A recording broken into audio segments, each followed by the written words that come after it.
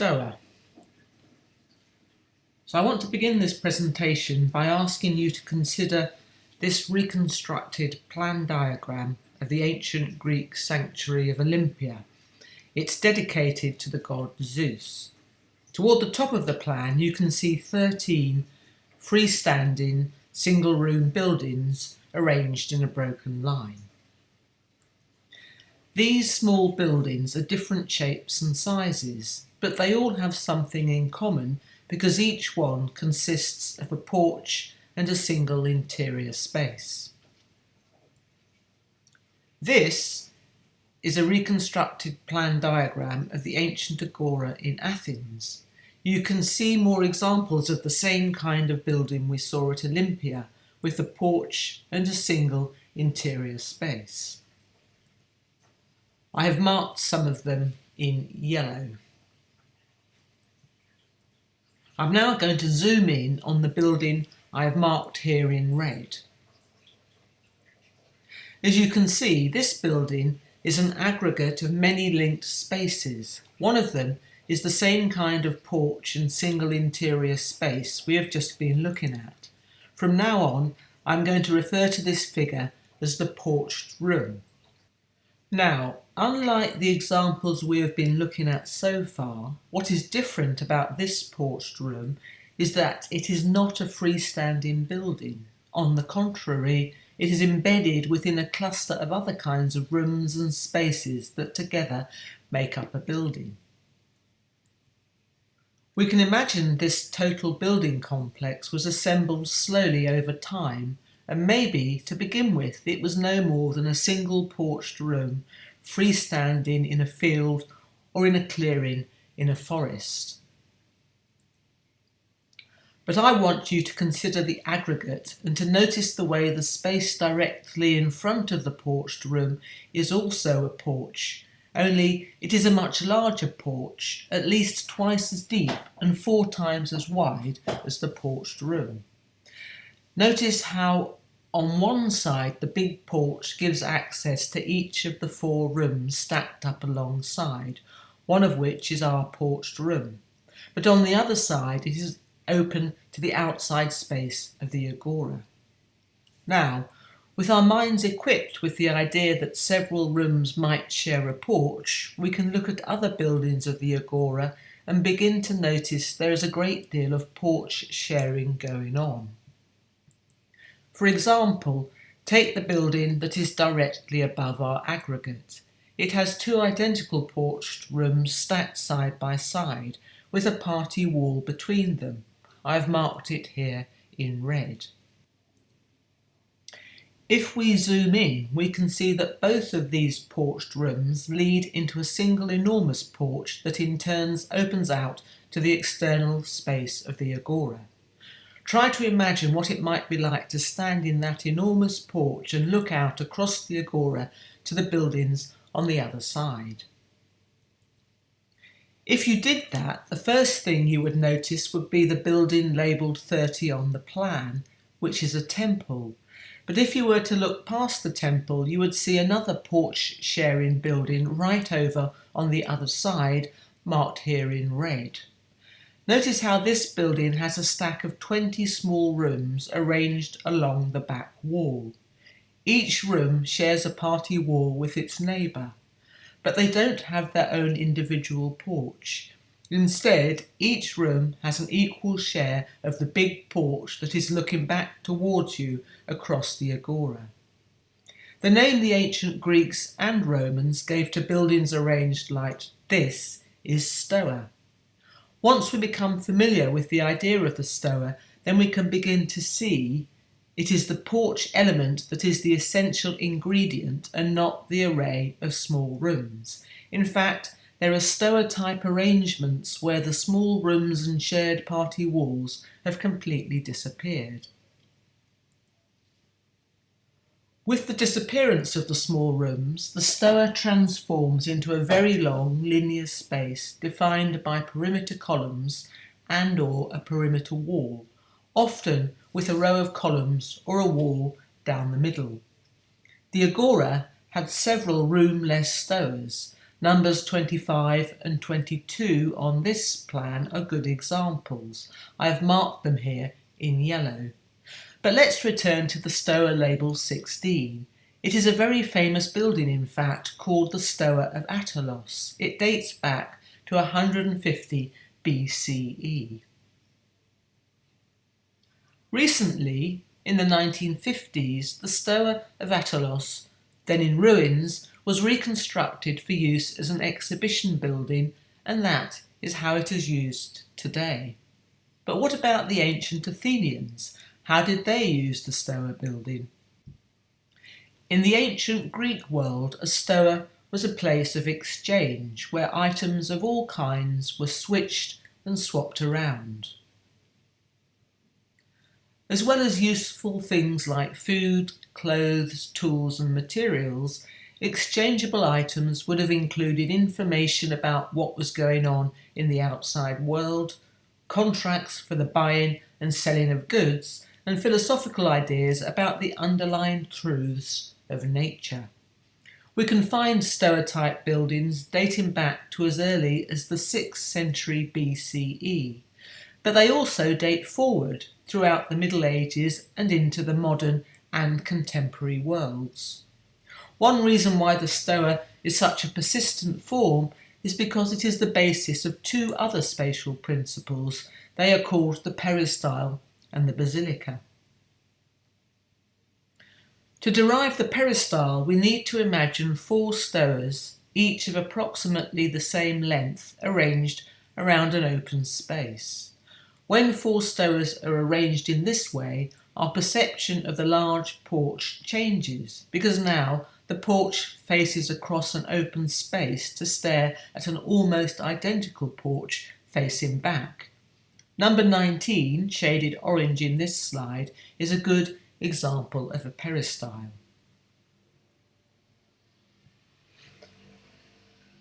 This slide sequence diagrams the Stoa to peristyle transformation.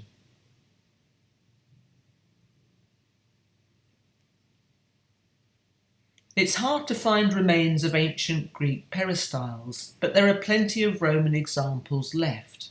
This is the view of the peristyle of the Villa Oplontis near Naples. Notice how what we see here is an array of equally valued spatial units that look onto and define a central garden. The second spatial principle derived from the Stoa is the Basilica. This is a reconstructed view of the agora at Assos. Notice it shows 2 stoas facing one another across an open space. The Basilica principle is based on the idea of 2 stoas, like these, placed so as to face one another across a central space that they define. This slide sequence diagrams the Stoa to Basilica transformation. Unlike the peristyle, which remained open to the sky, the Romans had the idea of roofing over the space in between the 2 aligned stoas to create what is called a nave, or today we might call it a mall or an arcade. You can get an idea of how the Basilica diagram relates to an actual built form from this picture of an early Christian church. The church is called St. Agnes. It was built in Rome in the 7th century CE. Once we're equipped with the concepts Stoa, Peristyle and Basilica, we can use those concepts to get beneath the appearance of buildings and begin to understand how they work. This is a view of the Priory Cathedral of Durham City on the River Wear in the northeast of England. The building dates from around 1100 CE. Today, we call the style of architecture that dominated Western Europe in the 11th and 12th centuries by the name Romanesque. You can recognise the style by its massive columns and walls, round arches and bold abstract decoration. But I'm not showing you Durham Cathedral in order to study the style. What I want to show you is how the Stoa, Peristyle and Basilica are encoded in this architecture. If you attend to this plan diagram of the cathedral complex, we can immediately see the basilica and peristyle forms leaping out from the image. The basilica is the cathedral church, labelled on the diagram with its nave, aisles, choir and crossing. The peristyle is the square figure below, labelled cloister garth. Since you are not yet used to recognising spatial codes in architectural drawings, to help you, I have coloured the basilica green and the peristyle blue. Here is a view inside the basilica, and here is a view looking across the peristyle towards the basilica. Now I want you to look at this bird's eye view of the cathedral complex. First, can you identify the basilica church and the peristyle cloister on this image? Once you have done that, I want you to notice the two long Stoa-type buildings at right angles to one another which surround the peristyle on two of its sides. You can identify them by their crenellated parapet walls.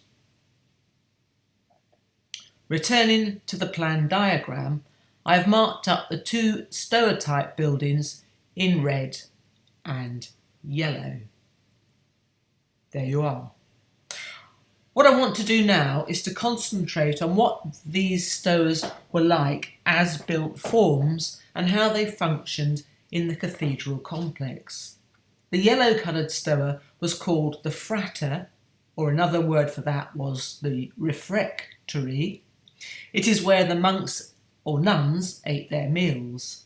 The red-coloured Stoa was called the dorter, or another word for that is dormitory. It is where the monks or nuns slept. This is a view looking across the peristyle cloister towards the dorter. You can see the open arches of the peristyle walkway and behind that the wall of the dorter. The dorter is arranged on two floors. The upper level is the dorter proper. It is the space behind the four windows you can see in this picture. The lower level, that is directly accessible from the peristyle, is known as the sub-dorter or warming house. Now, this is a picture inside the sub-dorter. As you can see, it is a long, double-aisled room with a splendid system of ribbed vaults running from side to side and down the length, supported on rather squat, stocky columns. The reason it was called the warming house is because it was the only place in the cathedral complex where a fire was lit specifically for the monks or nuns to come and warm themselves on cold days. The dorter proper, where the monks or nuns actually slept, was supported by the sub-dorter vaults below. It is a long, relatively high open hall, and there are no columns dividing it into aisles. Notice the roof structure, which is made from the rough-cut trunks of oak trees. It can span the full width of the room, which leaves the space below clear and uninterrupted. Today, the old dormitory is fitted out as a library, but I want you to try and imagine what it would have been like when it functioned as a dormitory. Ask yourself, how would the monks' or nuns' beds, mattresses, pillows and blankets have been arranged in the space? Would the space have been subdivided into cubicles, perhaps, by low-level screens? To help us imagine how the monks' or nuns' dormitory might have been arranged, we can look at this cutaway drawing showing a hypothetical abbey complex. You can see the peristyle cloister and the mass of the Basilica church rising behind. The arrangement of stoas around the peristyle is similar to that of Durham, but there are differences. The frater is in the same position as at Durham, directly opposite the Basilica church. You can see the benches and tables laid out in the long open hall, and notice the way the spacing of the roof beams divides the length of the hall into 7 equal bays. The dormitory is to the left of the frater. It seems to be up at second floor level, so we can assume there is a warming house underneath. Notice the roof structure spans across from wall to wall, leaving a clear, uninterrupted space below. The monks' or nuns' beds are clustered around cross-shaped groups of screens, and these are laid out in a regular pattern that fills the entire space. I can imagine the design of the screens might have been more or less elaborate, depending on the rules of the order.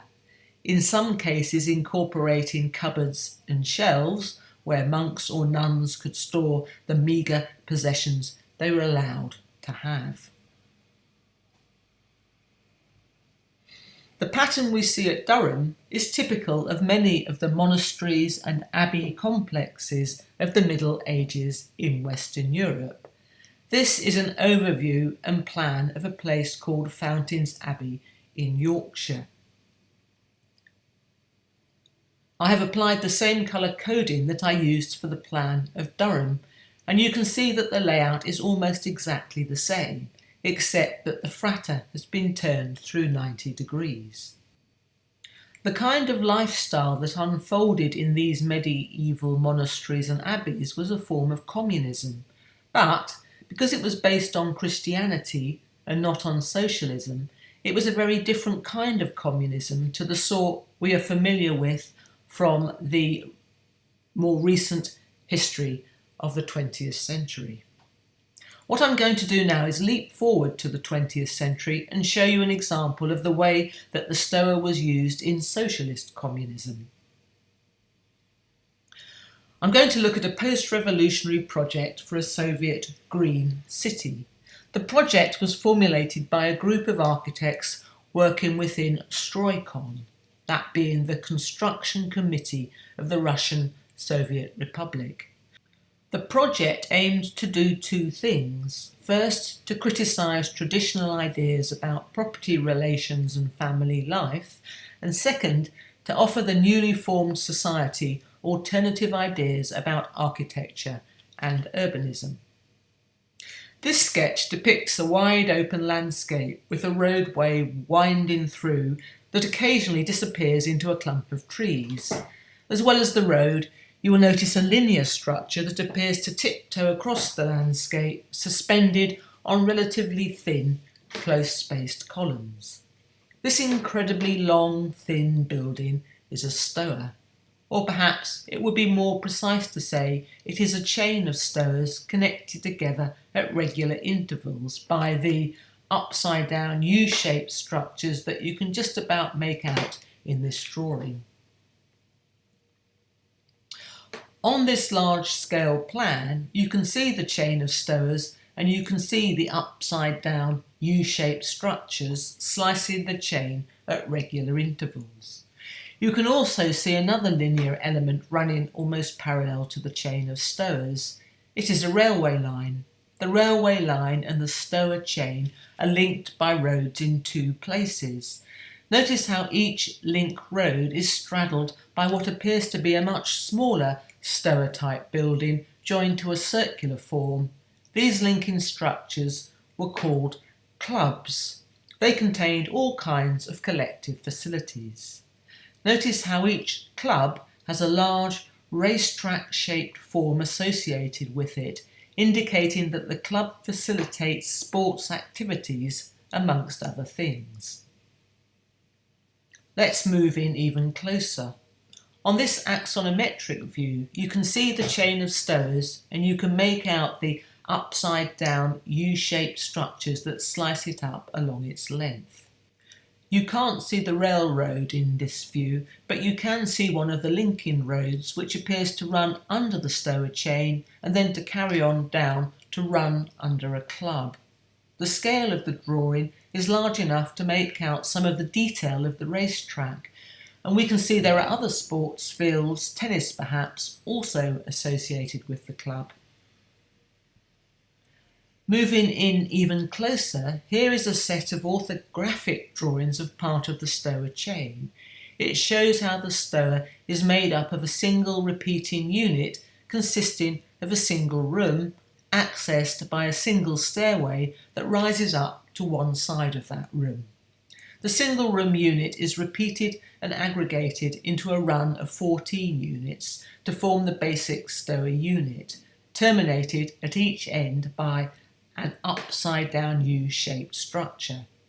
The Stoa unit is in turn repeated and aggregated to form the Stoa chain that snakes its way across the countryside.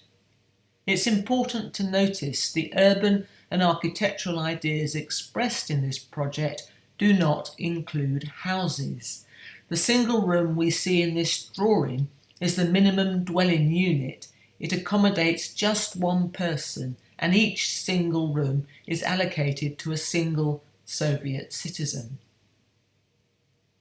Here are some views of the single room. As you can see, it is intended as more than just a bedroom. The citizen is provided with a sink and a toilet, a table and some chairs, and a large, full-height picture window that folds back to let in sunlight and fresh air. The effect of the full-height window is to bring nature inside the room. I imagine it would be rather like living in a tree house. In the exterior view on the right, you can see how the space under the single rooms is opened up as an enormous porch and made available to all the citizens who live in the Stoa block. Another thing we realise from looking closely at the layout of the Stoa is that it has no cooking or bathing facilities. These facilities would have been located in the club and would have been designed as large collective spaces like a canteen or a public bathhouse. This is a photograph of a one-to-one model of one of the Stoa units. It appears to be made from in situ poured concrete. However, judging by this drawing, I think the preferred method of construction was to break the design down into discrete elements that could be prefabricated in a factory. From the factory, they could be transported by train to their desired location and assembled on site. There is one other use of the Stoa that I want to draw your attention to in this presentation. It has direct relevance to the way some of you live today. I'm talking about the Student Hall of Residence. This is a project by an Italian architect called Aldo Rossi. He was very influential from the 1970s through to the 1990s. Rossi worked on this project in 1976. It is a proposal for a student hostel in an Italian town called Chieti. This is an axonometric view of the scheme. Here is the plan. As you can see, the hostel is laid out as a series of terraced buildings arranged around a large open square. We can think of this open space as a kind of peristyle. The terraces are, of course, stoas. In the middle of the square is a large building with big open rooms, but notice one of the rooms is subdivided with a nave with an aisle on either side. This tells us that this building is a basilica. Here is a photograph of the model Rossi made of the scheme. You can see the big basilica dominating the view with the rows of terraces behind. As you can probably guess, the central basilica is where the shared activities of the hostel take place. The room with the nave and two aisles makes a splendid space for students to congregate for their meals and for other activities. The rows of terraces are made up of small hut-like buildings, each one with its own porch and pitched roof. Those in the front row, looking directly across towards the basilica, are single height. Those behind are arranged on 2 floors. Rossi liked to make charming, childlike coloured drawings of his projects. Here is one he made of the student hostel. You can see he takes great delight in the simple, repetitive forms that characterise his architecture. Notice how he has reduced his means of expression down to just a few rudimentary elements: pitched roofs, columned arcades, walls, windows, doors and balconies. At the time he was famous, nobody quite knew what to make of the extreme reductive look of Rossi's architecture, which is, of course, one reason why he became so famous. Rossi never did get to build a student hostel, but he did get to build this cemetery in the town of Modena. I think you can see how the Stoa type is encoded in this design too. You can also see how Rossi translated the colours of his drawings into the materiality of the building and its environment. I'm going to end this presentation by showing you a contemporary student hostel that was built in the suburbs of Barcelona as recently as 2010. It is by a relatively young group of architects called Harquitectes. As you can see from this site plan, the hostel consists of 2 Stoa blocks facing one another across an open space, which they define. Here is a larger scale plan and section. I hope you can see the hostel conforms to the same spatial pattern we saw earlier on in this talk when we looked at the Agora of Assos. The important difference, however, is that this contemporary agora is constituted by stoas that are mirror copies of one another. What is more, each stoa is assembled by repeating the exact same single room unit that is made in a factory and transported to the building site. The units are laid out side by side and stacked on top of one another to make a 2-storey building. In the image at the top, you can see the stairway leading to the upper floor. The section below shows how the units are stacked, and it shows the balcony and walkways that surround the shared garden space between the 2 aligned stoas. The single room unit is almost bare on the inside, but not quite. It comes with a small kitchen and bathroom already installed, but that is all.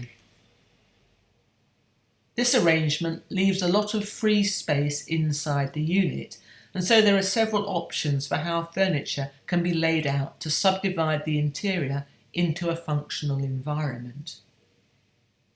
Here is a view of the inside of a unit that has been subdivided to accommodate 2 students. It has a low screen or shelf unit down the middle, leaving a narrow bed and study space on either side. I want to end my talk with this aerial view of the hostel, because I want to draw your attention to the green wall and see-down roof that the architects have incorporated into the design of the building. In this image, we see that plants have been encouraged to grow vertically as a kind of green wall across the outward-facing walls of the Stoa blocks. And you can just make out a field of muddy-looking material on the tops of the roofs. You can see how one effect of the green wall is to dissolve the form of the building, so entering it, I imagine, would be rather like walking into a hedge or thicket. Here is a drawing of the roof detail. You can see the build-up of layers of construction necessary to achieve a roof of this kind. I think in this project the architects have thought very carefully about how to integrate the green devices into the system of the building. But sometimes we find projects where architects have just applied green devices for the sake of looking green. The problem with green devices is that they appeal to anxieties that contemporary architects and their clients have about climate change and ecological disaster. Green devices are often used as a kind of ideological sticking plaster to cover over real problems and make them seem to go away. These days, we have to be aware that looking green and being green are not quite the same thing. From a green perspective, I think the most effective thing about the student hostel is that it has a garden in the space between the stoas. And there is nothing new about the idea of a garden. As we have seen, agoras and peristyles and basilicas have included gardens for thousands of years.